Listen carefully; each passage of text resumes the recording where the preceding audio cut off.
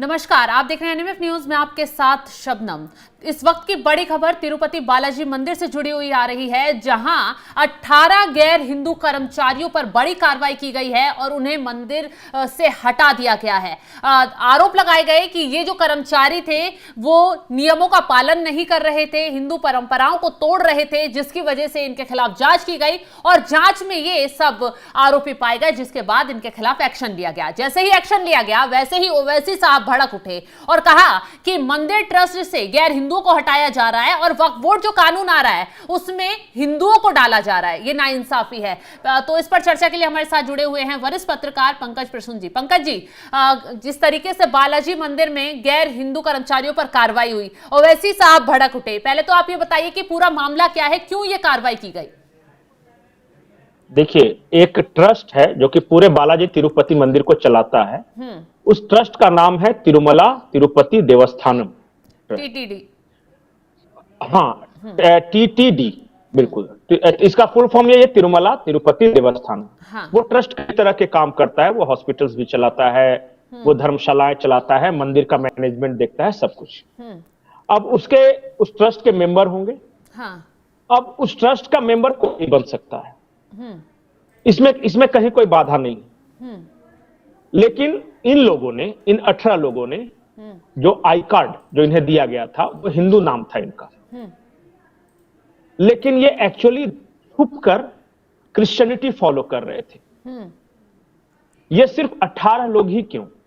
क्योंकि उस ट्रस्ट में तो सैकड़ों लोग हैं, मतलब 100 से ज्यादा है। लेकिन इन्हीं 18 पे कार्रवाई क्यों की गई? पंकज जी, हमारे पास एक लिस्ट सामने आई है, वो आपने साझा की थी। उस लिस्ट में जो नाम है वो हिंदू ही नाम है, उसमें कोई क्रिश्चियन नाम शामिल नहीं है, जैसे कि टी नारायणा स्वामी, कल्याणी गोपाल रोशी देवी दीक्षित, मतलब कोई भी ऐसा नाम नहीं है जो क्रिश्चियन नाम हो। नहीं, तो ये सब यही तो कैश है कि ये लोगों का नाम हिंदू है लेकिन ये फॉलो कर रहे थे क्रिश्चियनिटी। ये झूठ बोल के आए थे। हाँ। मतलब इन्होंने अपनी पहचान छुपाई है।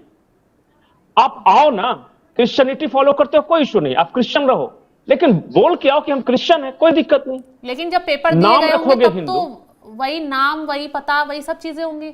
नहीं, देखिए, अच्छा नहीं, पेपर तो यही पेपर है ना। हाँ। नाम है सुजाता प्रताप। हाँ। बताए लेक्चरर हैं हम यहाँ कॉलेज में, फलाने जगह पे हम प्रोफेसर हैं, तो कोई कह रहा है कि हम टेक्निकल स्टाफ हैं, तो ठीक है, वो दे दिया और कहा कि ठीक है, अगर ये हिंदू हैं, जैसे कि वहां कोटा है कि इतना हिंदू भी रह सकते हैं, बाकी सारे धर्म के लोग रह सकते हैं। जो तिरुपति तिरुमला देवस्थानम, उसके पास छुपाने को कुछ नहीं। हाँ। जो है बिल्कुल ट्रांसपेरेंट है और एक एक पैसे का हिसाब है जो हर साल ऑडिट होता है। लेकिन उस ट्रस्ट में सिर्फ जी, इस कार्रवाई पर सैलरी मिलती है। आप सवाल उठा रहे हैं गैर हिंदुओं पर कार्रवाई, अरे और बोर्ड में हिंदुओं को डाल रहे हैं।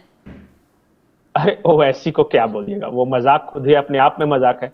यहां पे देखिए, वो इसका पैरेलल ड्रॉ करेंगे वक्फ एक्ट के साथ। वो कहेंगे कि गैर हिंदुओं को निकाल दिया तो वक्फ में, बोर्ड में हिंदू मतलब कि गैर मजहबी लोगों को एंट्री क्यों दे रहे हैं? वो ये कह रहे हैं भैया वहां कोई पहचान छुपा के नहीं शामिल होने वाला। यहां भी पहचान नहीं छुपा के आप आ सकते हो, कोई दिक्कत नहीं। खैर, मैं ये कहानी बता रहा था कि ये सब लोग कर क्या रहे थे। ये जो थे ये क्रिश्चियन थे। इनकी नियुक्ति हुई थी वाईएस राजशेखर रेड्डी, जो सरकार वहां चला रहे थे, वाईएसआर कांग्रेस की, उनके जमाने में। वाईएस राजशेखर रेड्डी खुद एक क्रिप्टो क्रिश्चियन है, जिन्होंने नाम हिंदू रखा है लेकिन क्रिश्चियनिटी फॉलो करते हैं। और उसी तरह उन्होंने ऐसे लोगों को भरा इसमें कि जिनके नाम हिंदू हैं लेकिन वो क्रिश्चियनिटी फॉलो करते हैं और वो छुपकर अपनी आइडेंटिटी छुपा कर आए हैं। इनको जो आई कार्ड इशू किया गया था ये हिंदू के नाम से किया गया था, लेकिन बाद में पता चला। और ये काम क्या कर रहे थे, वो सोचिए, ये क्या कर रहे थे कि ये छवि धूमिल कर रहे थे।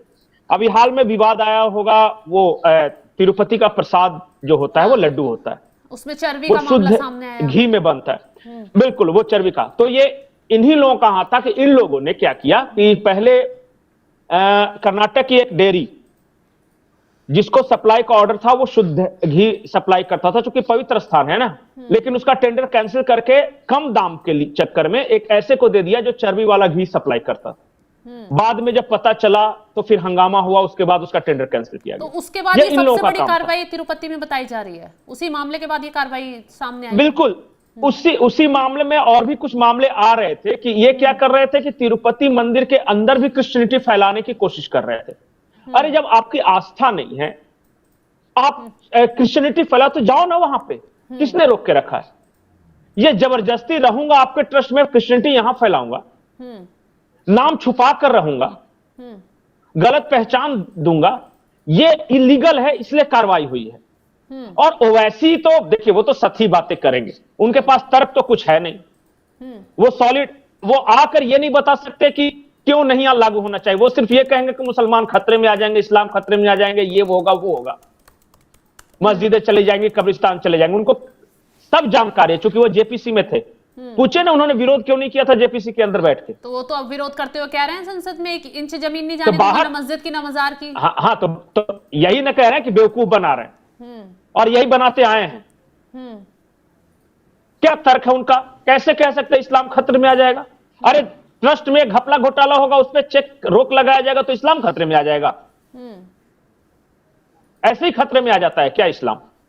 तो आप तो कह पैसे रहे हैं ना गबन करते रहो तब तक इस्लाम साजिश महफूज के है। तहत मुसलमानों को निशाना बना रहे हैं। आप क्यों वक्फ में कौन क्यों मुसलमान इंटरफेयर को? कर रहे हैं? इतने दिन से भी तो वक्फ चलता हुआ आ रहा था। क्योंकि आप घपले घोटाला कर रहे हो, आपने पैसे जमा कर रखे हैं, हजारों करोड़ की आमदनी होती है, आप हिसाब नहीं देते हो किसी को। आपके भ्रष्टाचार को रोकना इस्लाम को खतरे में डालना नहीं है, वहां ट्रांसपेरेंसी लानी है। और वक्फ जो बोर्ड है वो जमीन कब्जा बोर्ड नहीं है कि किसी की भी जमीन पे उंगली रख दिया कल से ये प्रॉपर्टी मेरी, नहीं चलेगा। पंकज जी, तिरुपति में जब एक्शन हुआ तो वैसे क्या कुछ कह रहे थे, ये और पहले दर्शकों तिरुपति, को बयान सुनवा देते हैं। ठीक। सर, तिरुपति मंदिर बोर्ड ने एक्शन लिया है नॉन हिंदू को लेकर, 18 नॉन हिंदू कर्मचारियों पर कार्रवाई की गई। देखिए, हम जो टीटीडी ने कार्रवाई की है और उनके जो चेयरमैन है उनको अपॉइंट किया है चंद्रबाबू नायडू ने, जो मुख्यमंत्री हैं आंध्र प्रदेश के। हमारा डायरेक्ट सवाल चंद्रबाबू नायडू से यह है कि आप 18 एम्प्लॉइज को हटा रहे हैं जो नॉन हिंदू हैं। फिर वो ये जो प्रपोज वक्फ बिल है जो ज्वाइंट वर्किंग कमेटी में आया, तेलुगु देशम ने क्यों बीजेपी का अमेंडमेंट का साथ दिया जिसमें कहा जा रहा है कि स्टेट मुस्लिम वक्फ बोर्ड्स में वहां पर मिनिमम 2 नॉन मुस्लिम रह सकते हैं और नॉमिनेशन में वो मेजॉरिटी में भी आ सकते हैं, जब इलेक्शन नहीं होगा उसमें। फिर सेंट्रल वक्फ काउंसिल में भी आप बढ़ के बना सकते हैं नॉन मुस्लिम को। जब आप टीटीडी के एम्प्लॉइज को इसलिए हटा रहे हैं कि वो नॉन हिंदू हैं, तो किस बुनियाद पर तेलुगु देशम चंद्रबाबू नायडू बीजेपी के लाए इस वक्फ बिल की तायीद कर रही है, सपोर्ट कर रही है? भाई ऑन पैरिटी तो ये होना चाहिए कि अगर टीटीडी में आप देखेंगे कि उनका जो सेक्शंस है उसमें ये लिखा हुआ है कि ट्रस्टी हिंदू होना चाहिए, कमिश्नर, असिस्टेंट कमिश्नर हिंदू होना चाहिए, इंस्पेक्टर भी हिंदू होना चाहिए। ये सेक्शन 96 टीटीडी का कहता है। आप फिर वक्फ बिल में ये नॉन मुस्लिम कैसा बना रहे हैं, कैसा सपोर्ट कर टीडीपी? तो इसलिए ये गलत है जो सपोर्ट टीडीपी कर रही है वक्फ बिल में। हम नारा चंद्रबाबू नायडू से ये कहेंगे कि आप अपने इस पोजीशन को दोबारा देखिए, इससे गलत मैसेज जा रहा है। ऑन पैरिटी अगर आंध्र प्रदेश एंडोमेंट बोर्ड में मेंबर भी नॉन हिंदू नहीं हो सकता है, तो फिर ये जो बीजेपी बिल ला रही है, ये लाने वाली है, उसमें कैसे नॉन मुस्लिम को मेंबर बनाएंगे आप? यही हमारा डिमांड है भाई। जब आपके लिए वो बड़ा सैक्रोसेंक्ट है तो मुसलमानों के लिए भी उनका वक्फ बोर्ड सैक्रोसेंक्ट है। तो ऑन पैरिटी दोनों एक होना चाहिए, अलग अलग तो नहीं हो सकता ना, ये बिल्कुल गलत है। सर, लास्ट सवाल, दिल्ली चुनाव को लेकर जो एग्जिट पोल आया है आज, उसमें मुझे नहीं मालूम एग्जिट पोल के बारे में, अब 2 दिन में आ जाएगा। तो सुन लिया आपने, क्या ओवैसी साहब कह रहे हैं कि दोनों अलग अलग धर्मों के लिए अलग अलग कानून क्यों बना रहे हैं? जब आप वक्फ बोर्ड को वहां पर उसमें संशोधन कर रहे हैं बिल में, तो हिंदू मंदिर से क्यों गैर हिंदुओं को हटाया जा रहा है? पंकज जी, साफ साफ सुनना है, क्या कह रहे हैं ओवैसी? नहीं तो यहाँ पे तो साफ साफ जो हटाया गया तो वो लिखा हुआ है क्यों हटाया गया है। अब अंग्रेजी पढ़ने नहीं आती है अगर ओवैसी को तो मुझे नहीं कहना है। उन्होंने क्या कि they were secretly participating in non Hindu prayers and ritual. वो गुप्त रूप से नॉन हिंदू प्रेयर्स और रिचुअल्स में पार्टिसिपेट कर रहे थे। गुप्त रूप से क्यों कर रहे थे? क्या छुपाना था? क्या वक्फ बोर्ड में जो गैर मजहबी जो बोलते गैर मुस्लिम लोग होंगे, क्या वो छुप कर रहेंगे वहां पे? वो क्या मुसलमान नाम धारण करके रहेंगे? नहीं। ये इन लोगों ने गलत कार्य किया है, इसलिए इन पे कार्रवाई हुई है। यहां गलत कार्य का मतलब ही नहीं समझ रहे, आप जानबूझकर समझना नहीं चाहते। वो तो ये कह रहे हैं ना कि बीजेपी तिरुपति के प्रसाद में चर्बी मिलवा रहे थे। बीजेपी के सहयोगी आके बैठ गए हैं, तो अब तो ये होना ही है वहां। अरे वो तो खैर क्या किया कि देखिए, ये हाँकने की प्रवृत्ति है ना, इस देश के मुसलमानों को वेग बातें बताई जाए, ऊपर ऊपर की, डिटेल्स में नहीं जाया जाए। ये हर तीसरे दिन बोलते हैं कि इस्लाम पे खतरा है, हर तीसरा चौथा दिन। खतरे इनके अपनी प्रॉपर्टी पे है जो हैदराबाद में बना के रखी है वक्फ के जमीन पे। मैंने भेजा था ना आपको उसमें। हाँ, एक रिपोर्ट छपी थी जिसमें दावा किया जा रहा था। हाँ, तो अब बताइए, अच्छा बताइए कौन सा ये सब जो मौलाना विरोध कर रहा है करोड़पति से कम है? कहां से इनके पास प्रॉपर्टी आई? वही तो, उसी की तो जांच होगी। जब ऑनलाइन सारा डेटा जाएगा तो सामने आएगा ना कि कहां। ऑनलाइन जाएगा नहीं, ऑनलाइन जाएगा नहीं। इनका सबसे ज्यादा विरोध है कि हर साल ऑडिट नहीं करवाएंगे। ऑडिट मतलब हिसाब किताब की, कितना आया कितना खर्चा हुआ, यही करवाने के लिए नहीं तैयार है। बाकी सब तो बहाने हैं ना। एक बार बता दे दो हिसाब, तब समझेंगे कि कितना तुम मुसलमानों की भलाई कर रहे हो, या मुसलमानों पे खतरा, इस्लाम पे खतरा, या तुम्हारी संपत्ति पे खतरा है। जब तक ये बात जो मैं बता रहा हूं मुसलमान नहीं समझेंगे, हमारे कहने से कुछ नहीं होगा। जब तक गैर मुस्लिम कहते रहेंगे, वो बोलेंगे कि ये तो मुस्लिम का दुश्मन इसलिए कह रहा है। वहां से ये आवाज उठनी चाहिए कि भैया हिसाब किताब क्यों नहीं होना चाहिए? तुम्हारे पास इतने पैसे आ रहे हैं, रुपए आ रहे हैं। तुम्हारी तौकीर रजा की बेटी स्वीडन में एमबीए कर रही है, खुद बीएमडब्ल्यू मर्सिडीज से घूम रहे हो। बुखारी का इसके पास इतना पैसा है, गाड़ियों के काफिले पे घूम रहा है। ये ओवैसी इतना पैसा कमा रहा है, कहां से आ रहा है? सवाल तो ये भी उठता है ना कि जब विरोध प्रदर्शन होता है, सीए का हो, एनआरसी का हो या वक्फ बिल पर हो, तो इनके बच्चे सामने क्यों नहीं आते? क्यों एक लोअर क्लास ही तो भड़क कर ऊपर उठता है? ये बेवकूफ बनाकर रखा हुआ है। सेंटिमेंट्स क्रिएट करते, भावनाएं भड़काते हैं, तर्क से बात ही नहीं करते। मैं आपको उदाहरण के साथ बता रहा हूं, सबसे ज्यादा वक्फ की जमीन कहां है, किस राज्य में पता है? पश्चिम बंगाल में। और सबसे ज्यादा मुसलमानों में गरीबी कहां है? पश्चिम बंगाल में। क्यों? वहां तो सबसे ज्यादा वक्फ की प्रॉपर्टी है, तो सबसे ज्यादा भलाई का कार्य होना चाहिए। वहां तो सबसे ज्यादा इकोनॉमिकली स्ट्रांग होने चाहिए मुसलमान। नहीं, मौलाना स्ट्रांग है, मुसलमान गरीब है। और पूरे देश में यही है। ये मौलवी मुल्ले मौलाना ये मजबूत हैं, पैसे वाले हैं, और जो आम मुसलमान है वो बेचारा फल का ठेला लगा रहा है, कहीं जूते की दुकान खोल रहा है, कहीं पता चला कि गैराज में काम कर रहा है। यही काम है इनका। और आपके कहने से वो पत्थर चलाए ताकि कल को आके कानूनी कार्रवाई उनके खिलाफ हो, केस वो फेस करें। आज जिनके खिलाफ ये जिन्होंने पत्थर चलाए थे, जिन परिवारों के खिलाफ केस हुआ, बताइए कि ये ओवैसी कितनों की मदद करने गया है?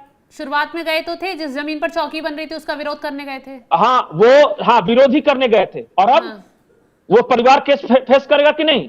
ये बात आम लोग क्यों नहीं समझते भाई? ये सब अपनी राजनीतिक रोटियां सेक रहे हैं। ये ठेका लेते हैं किसी पॉलिटिकल पार्टी से कि तुम मुझे इतना दे दो, मुसलमानों के वोट दिलवा दूंगा। पैसे तो इनको मिल जाएंगे, मुसलमान इनके कहने पर जाइए आप। गुर्बत में जी रहे हो। सच्चर कमेटी बता रही है कि आजादी के बाद दलितों के भी से भी बदतर तुम्हारी हालत होगी, अभी नहीं सुधर रहे हो। और जिस सरकार ने आपकी आर्थिक स्थिति सबसे ज्यादा बेहतर करने की कोशिश की, उसको दुश्मन मान के बैठे हो तुम। जो आपको घर दे रहा है, खाने का अनाज दे रहा है, बच्चों की पढ़ाई का इंतजाम कर रहा है, वो आपका दुश्मन है। और जो कह रहा है कि तुम पत्थर फेंक दो क्योंकि इस्लाम खतरे में आ जाएगा, वो आपका दोस्त है। ये तो अपनी जहनियत की बात है, ये तो समझना होगा ना। कोई पंकज कुसुम थोड़ी ना जाके समझा सकता है। बिल्कुल पंकज जी, सही कहा आपने। और किसी अल्लाह ने ये नहीं कहा है कि जाके कहीं पर पत्थर फेंक दो या फिर किसी मौलवी के कहने पर चलो। अल्लाह ने खुद प्रेयर करने के लिए कहा है, किसी के कहे अनुसार नहीं कहा है। पढ़ो ना, खुद से पढ़ो, खुद से समझो। नहीं पढ़ने में हेल्प ले सकते हो, लेकिन ऐसा थोड़ी ना कि कोई कुछ भी बोल देगा कि माइक पे अनाउंस कर देगा कि आ जाओ, घर से बाहर निकल जाओ, अब 20 बच्चों को निकालो, अब पत्थर हाथ में लेके चले जाओ क्योंकि इस्लाम खतरे में, तो चले जाएंगे। अपनी बुद्धि नहीं है क्या? कुछ भेड़ बकरियां नहीं है ना, इंसान ऊपर वाले ने पैदा किया है ना, कि किसी कहने पे चले जाएंगे। जाके पता कीजिए कि ओवैसी के पास इतनी सारी प्रॉपर्टी क्यों आई और हैदराबाद के मुसलमान इतने गरीब क्यों हैं। सब कुछ समझ में आ जाए कि ये क्यों विरोध कर रहा है। बिल्कुल सही कहा पंकज जी, आपने तमाम जानकारी देने के लिए शुक्रिया। तो जिस तरीके से ओवैसी अभी तक वक्फ बिल का विरोध कर रहे थे, अब उन्होंने तिरुपति बालाजी में जैसे ही गैर हिंदू कर्मचारियों पर एक्शन हुआ, वहां पर भी सवाल उठाने शुरू कर दिए, लेकिन लोगों ने उल्टा उन्हें ही घेर लिया। सोशल मीडिया पर ओवैसी को लेकर कहा गया कि जब वक्फ संशोधन बिल जब चर्चा हो रही थी जेपीसी में, तो आप बैठक में आप ठहाके मार रहे थे, और लेकिन बाहर आकर जनता को गुमराह करने के लिए आप बयानबाजी कर रहे हैं। खैर, ओवैसी ने जिस तरीके से तिरुपति के मामले को भुनाने की कोशिश की है, उस पर आपका क्या है कुछ कहना? कमेंट कर जरूर अपनी राय बताएं। तमाम जानकारी के लिए जुड़े रहे आप हमारे साथ। नमस्कार।